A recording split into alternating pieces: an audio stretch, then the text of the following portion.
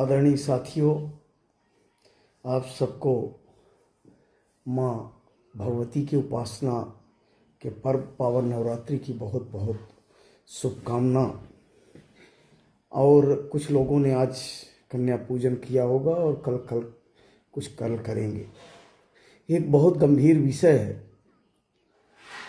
और ये विषय हमारे पास आया था 4 मार्च को। और जो मृतिका शिखा मिश्रा हैं, अपने बमोरिया के एक मिश्रा परिवार की बेटी हैं, जो बड़ोखर में विकास पांडे के साथ ब्याही जाती हैं। विकास पांडे का अपना एक रिश्ता ये भी है कि उनका मामा का घर नईगढ़ी जनपद के ही जमुहरा में है और विकास पांडे के नाना जी ने ही उनकी माता और पिताजी को संजय नगर में घर दिया था। श्रवण कुमारी senior secondary school Chirhula Rewa, जहां इस समय चालू है फ्री एडमिशन। जल्दी आएं और अपने बच्चों के बेहतर भविष्य के लिए एडमिशन करवाएं। नर्सरी से 12वीं तक।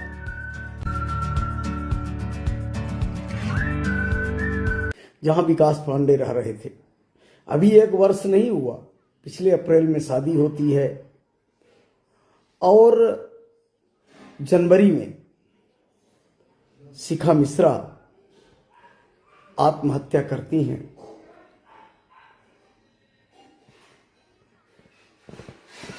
विकास के जो बड़े पिताजी हैं श्री राम रहीश पांडे, बड़ोखर जिला प्रयागराज के हैं। Mobile number 9936725409। फिर से समझ लीजिए, 9936725409। और ये फोन में बात करते हैं और इनके द्वारा अपनी पीड़ा व्यक्त की जाती है। और बघेली में एक कहावत है कि चोर चौतरा नाचे साहू को फांसी होए। उनके बातों से और जो एक ऑडियो आया है उससे, और जैसा कि उन्होंने बताया है कि बहुत सारे 1,000 मिनट, सेकंड मत समझिएगा कि 1,000 मिनट के ऑडियो हैं, वीडियो हैं। शिखा मिश्रा के मौत के बाद हत्या या आत्महत्या ये जांच के विषय है, लेकिन 1 महीने तक FIR नहीं होती, सौदेबाजी चलती रहती है। कुछ कलमकार जो कलम की धार से और बात बात पे CDR निकलवाते थे, फर्जी मुकदमा लगवाने के लिए हमारे ऊपर कई तरह के विधवा विलाप कर रहे थे। लेकिन इस घटना में जहां पुष्पेंद्र का नाम सुना, देवतलाव विधायक के निसचिव का नाम सुना, जहां मध्य प्रदेश विधानसभा के जनसंपर्क सहायक का नाम सुना, क्या क्या उपाधि बताऊं पुष्पेंद्र की। और मैं इस वीडियो के माध्यम से पूरे बिंद के प्रबुद्ध वर्ग से और जो भी मां भगवती के नवरात्रे में मां भगवती की रूपी कन्याओं की पूजा करते होंगे, उन सब से मेरी मांग है, विनती है, निवेदन है कि इस घटना की स्पष्ट जांच हो जाए, जिससे भविष्य में कोई दूसरी शिखा इस तरह का आत्महत्या न करे। शिखा एक पढ़ी लिखी लड़की थी, तब विधानसभा में नियुक्ति हुई थी। कई ऑप्शन हैं, आखिर शिखा को आत्महत्या ही, चलिए हत्या नहीं आत्महत्या ही क्यों करनी पड़ी? जब वो 1,000 मिनट के वो ऑडियो हैं, कई वीडियो हैं, उनकी जांच क्यों नहीं? मैं इस वीडियो के माध्यम से हिंदुस्तान के प्रधानमंत्री, क्योंकि ये बहुत हाई प्रोफाइल मामला है, इसकी जांच रीवा की पुलिस नहीं कर सकती। मैं तो चाहता हूं कि प्रदेश के बाहर की पुलिस जांच करे। 9936725409 का जब से शिखा मरी, इस नंबर का CDR, क्योंकि 1 महीने FIR नहीं होती, जैसा उनके द्वारा लगभग 1 घंटे हमसे बात की गई है, उस बात की भी रिकॉर्डिंग निकाल ली जाए। और फिर इनके द्वारा बात की गई कि मैं बुधवार को और आके बात हुई थी कि आएंगे और डीजीपी को पूरे सबूत जो इनके पास हैं कि इनके भाई और इनके भतीजे बेगुनाह हैं, वो सारे सबूत वो डीजीपी को सौंपने वाले थे। श्री राम रहीस पांडे जी मऊगंज भी आए थे। फिर आखिर क्या ऐसा हुआ कि एकाएक श्री राम रहीस पांडे जी गायब हो जाते हैं? बीच में विश्वस्त सूत्रों से पता चला था कि बहुत तगड़ी बार्गेनिंग चल रही है। तो आज टेक्नोलॉजी का युग है, तो फिर रीवा पुलिस उस टेक्नोलॉजी का उपयोग करके आज तक, सबसे बड़ा सवाल तो यही है कि घटना के 1 महीने बाद एफआईआर क्यों होती है? और जैसा कि श्री राम रहीस पांडे जी ने कहा था कि उनके पास बहुत सारे ऐसे एविडेंस हैं जो उनके भतीजे और भाई को बेगुनाह साबित करेंगे। उस समय हमारे द्वारा कहा गया था कि अगर पुलिस नहीं करती तो आप आइए, डीजीपी साहब को देते हैं और प्रयास करते हैं कि माननीय मुख्यमंत्री और मध्य प्रदेश के विधानसभा के जो माननीय विधानसभा अध्यक्ष महोदय हैं उनको सारे सबूत दिए जाते हैं, और अगर कार्यवाही नहीं होती तो माननीय उच्च न्यायालय में एक रिट लगा के और सारे सबूत दे के माननीय उच्च न्यायालय के निर्देशन में जांच कराई जाएगी, और अगर आपके भाई भतीजे बेगुनाह हैं तो बेगुनाह साबित होंगे। लेकिन जिस तरह से इस घटना पे सन्नाटा पसरा हुआ है, बात बात में फर्जी मुकदमे, दूसरा सीडीआर निकलना चाहिए पुष्पेंद्र गौतम का देवतलाव थानेदार के साथ, नईगढ़ी थानेदार के साथ, कलेक्टर मऊगंज के साथ, कितने अधिकारियों को निर्देश और किस किस तरह से कहां कहां क्या क्या, जब वो मध्य प्रदेश विधानसभा का कर्मचारी है और जो नियुक्ति है वो भी फर्जी है, जिसके संबंध में हमारे द्वारा माननीय विधानसभा अध्यक्ष महोदय को और प्रमुख सचिव मध्य प्रदेश विधानसभा को लिखित आवेदन दिया गया है। सूचना के अधिकार से जो जानकारी, एक ही समय एक पद के लिए 2 आवेदन कैसे? एक आवेदन में अलग जानकारी, दूसरे आवेदन में अलग जानकारी।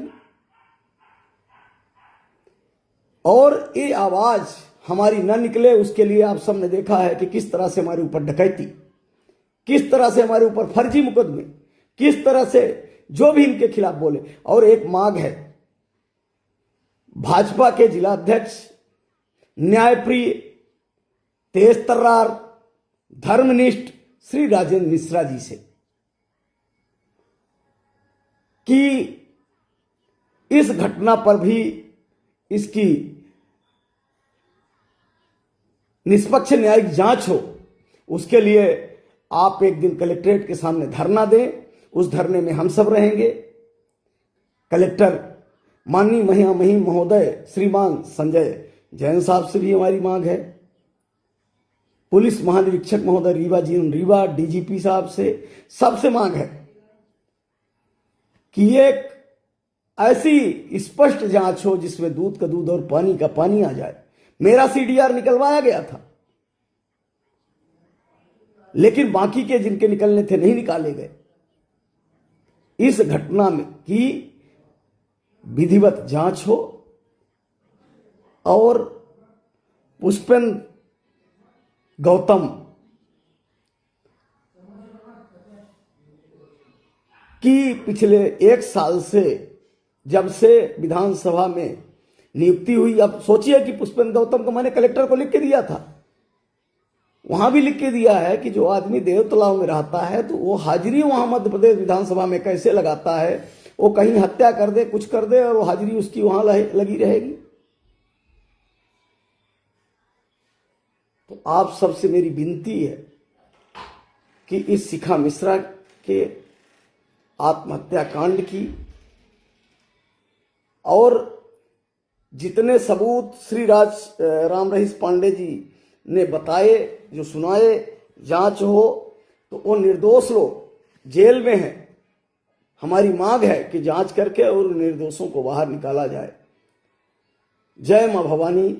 और मां भगवती से मेरी प्रार्थना है कि या माया मधुकैट प्रवृत्ति या माई शोलमूलनी या धूम्रेक्षण चंड मुंड मतनी या रग्निजासनी शक्ति सुम्भ निशुंभ तदलनी या सिद्ध लक्ष्मी परा सचंडी नवकोटि मूर्छिता माम पातुम विश्वेश्वरी। हे मां भगवती, अपने ही स्वरूप की इन कन्याओं की रक्षा करो और इसमें ऐसा निर्णय आए कि भविष्य में कोई सत्ता की हनक, प्रशासनिक ताकत और रसूख के दम पर कुछ भी करे। आप उस ऑडियो को सुनिए और कोई कहता है कि ऑडियो झूठा है तो पुष्पेंद्र की आवाज की फॉरेंसिक जांच हो जाए। इसी तरह का आपने टोल वाला ऑडियो सुना था, फिर कहा दिया गया कि वो छेड़छाड़ से बना है। इसी तरह से मंडल अध्यक्ष सोनी के साथ जो हुआ वो भी आप सबने देखा सुना है। जिस तरह से भय का, आतंक का माहौल खड़ा कर दिया गया है, ये बर्दाश्त से बाहर है और जीवन एक बार मिला है। अभी आप सबने कुछ दिन पहले भगत सिंह की शहादत, इसके किराए के जो टट्टू हैं पुष्पेंद्र द्वारा प्रायोजित, जैसे हमारा वीडियो जाएगा आप सब देखेंगे उसमें कितना विधवा विलाप करेंगे। लेकिन मैं चाहता हूं कि पावन नवरात्रि का महीना है, एक बेटी, एक बहन किन परिस्थितियों में आत्महत्या की होगी उसकी स्पष्ट न्यायिक जांच होनी चाहिए। और FIR क्यों 1 महीने बाद हुई, बाद में क्या सौदेबाजी चल रही है। यही श्री राम रहीश पांडे जो अपने, और मैं भोपाल में था, उन्होंने फोन में बात किया हमसे कि मैं बुधवार को भोपाल आ रहा हूं, ये पिछले हफ्ते की बात है। और ये था कि DGP साहब से और माननीय विधानसभा अध्यक्ष महोदय से, मुख्यमंत्री महोदय से मिलकर सारे एविडेंस दिए जाएंगे। फिर आखिर कहां से कौन सा दबाव पड़ा इसकी भी जांच होनी चाहिए। जय मां भवानी।